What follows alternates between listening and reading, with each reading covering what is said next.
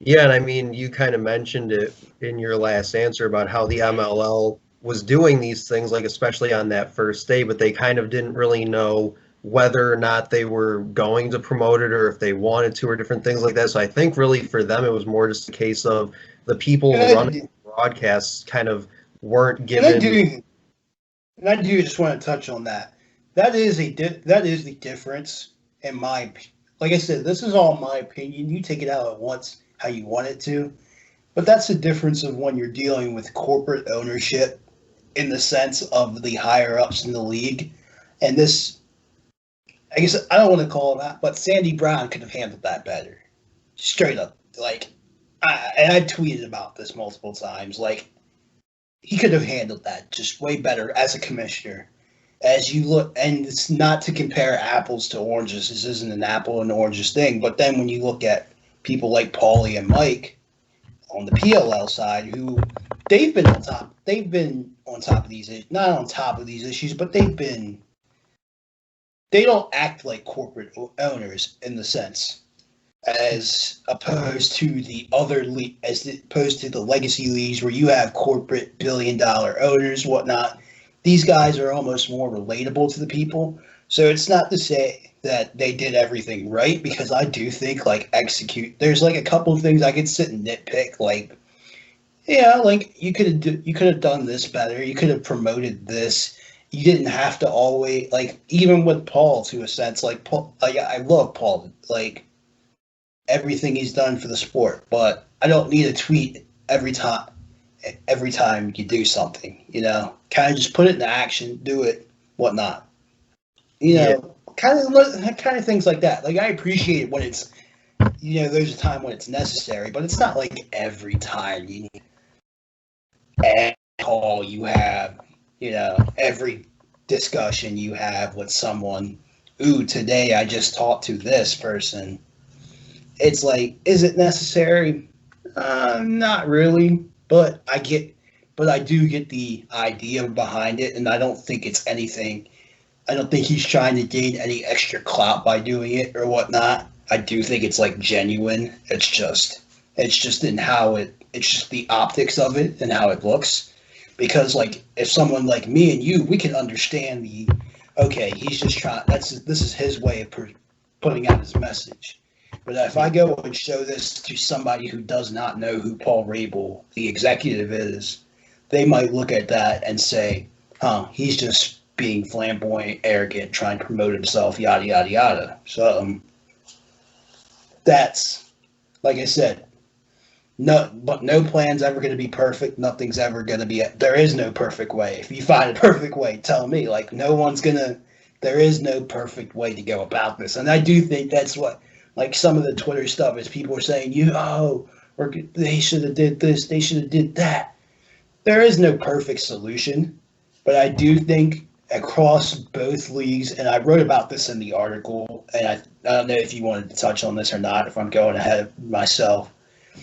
The one thing that I would have liked to see across the board, and this isn't indicative on anyone, is just more unity. So like if we're gonna have three guys, four guys kneel, how about we all kneel?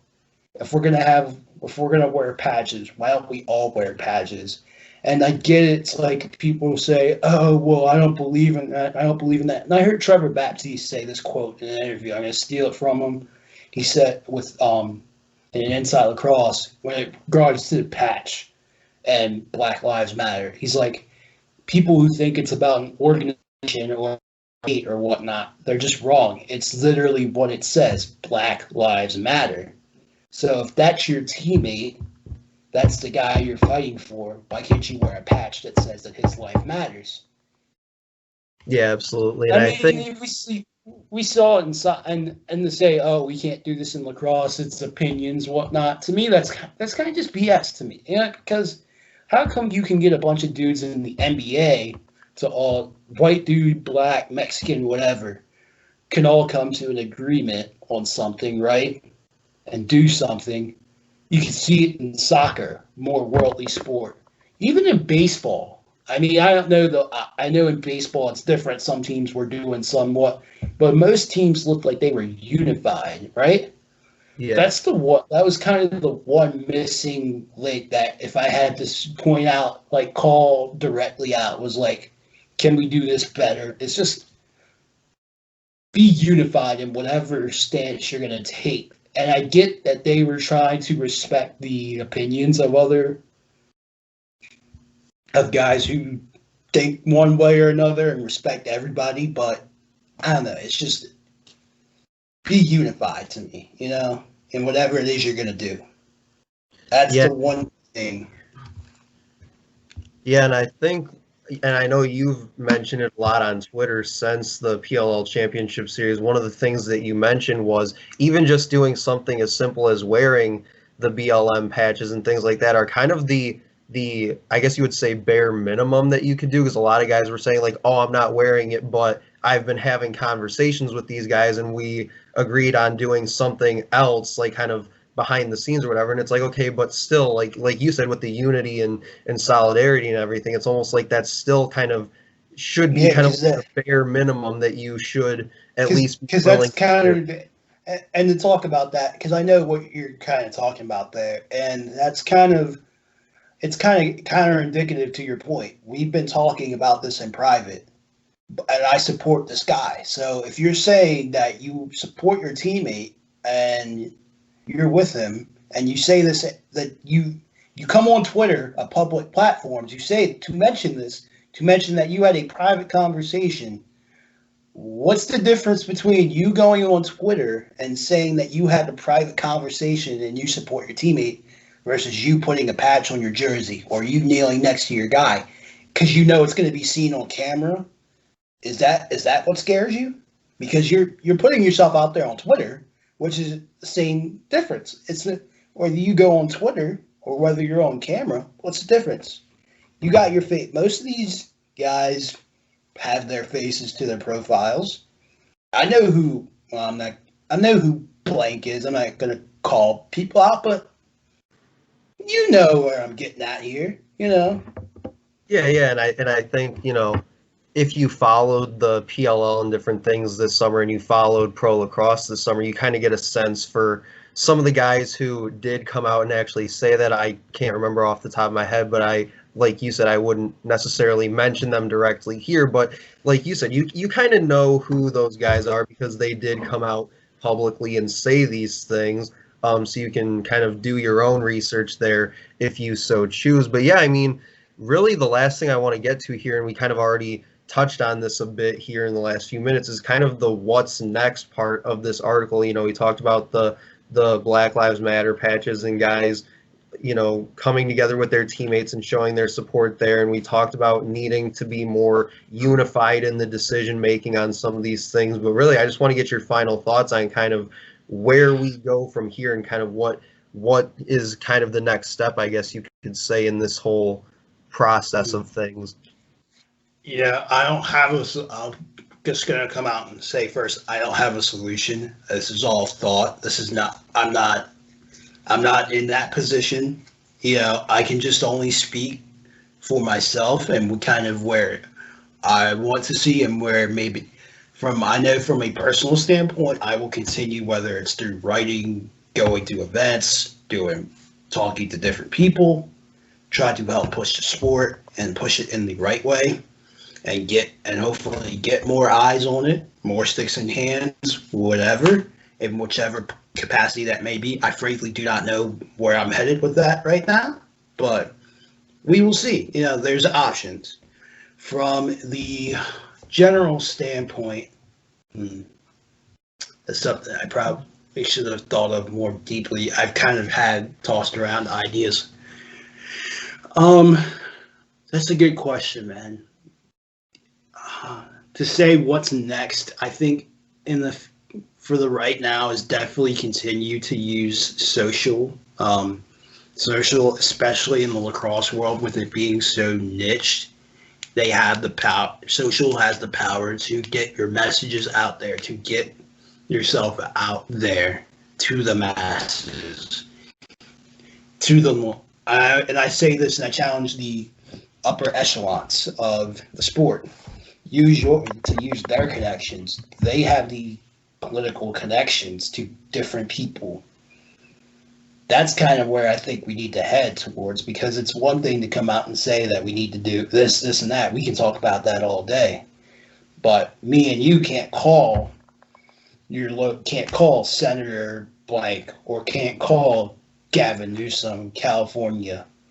But I know certain people who can. They're higher ups. You know, a lot of these guys work, and I don't know if I wrote this in the article or if I was talking to somebody, whatnot, but it's like a lot of these guys are from ally stance. They work these other jobs with pro lacrosse. The unique thing is, you play your sport, and then a lot of times you work your second job. A lot of these guys work for these big companies like T. Rowe Price and Wall Street jobs and whatnot, and their own bosses are affiliated to people. So if you're really about it, can you go? And I know you don't want to lose your job or whatnot, but I know there's people who they grew up well off. They have the connections. Right. Let's try and get them on board. I don't know. There's no one answer, but in terms of just laying out potential options, I think that's it. Yeah. Yeah, and we talked about it a lot throughout this episode. There's no, like you said, there's no one answer. There's no perfect answer. There's a lot of different ways to go about it. So I think it's really just finding the way that's best for the individual, I guess, on an individual basis, and then kind of figuring out a way to all kind of come together on one kind of larger scale decision. But yeah, I mean, we covered a lot here in this episode just around the lacrosse community in general, and kind of where we go from here as a sport and as a community, and how we can all get involved. You mentioned doing so with your writing. I'm working on doing podcast. Let me mention this one thing too. This isn't just about Black Lives Matter. This is about the women. This is about the Iroquois. This is a human rights thing. This is not just Black Lives Matter. Let me make that clear right here, right now. This isn't just about one issue. This is about the sport as a whole. This is about the issues in the country as a whole, rather than just, I don't want people to think that, I'm just specifically talking about this one thing. Just got to put that out there. And I've had tons of conversations. We've talked about it a little bit. I've talked a lot about it with Phil Rothermick and different guys like that, just about how to continue growing the lacrosse community and get more people involved. Like you mentioned earlier, getting more lacrosse sticks in people's hands and just growing the sport and kind of getting it from where it's been to where it is now. And a lot of people agree it's kind of at the highest point that it's really ever been, but there's still room to do more in a lot of different areas. And I think that what we've talked about here on this episode is kind of one of those things that can kind of help that along and kind of bring more attention to the lacrosse community as a whole. But really, Jordan, that's all I got for you on this one. Thanks again for joining me here. A lot of different things that we covered here on this episode. That'll do it for episode 42, guys. You can check out the podcast basically everywhere you get your podcasts now, especially including YouTube, SoundCloud, Spotify, Anchor, Google Podcasts, Apple Podcasts. Jordan, thanks again for joining me, and we'll talk to you guys later.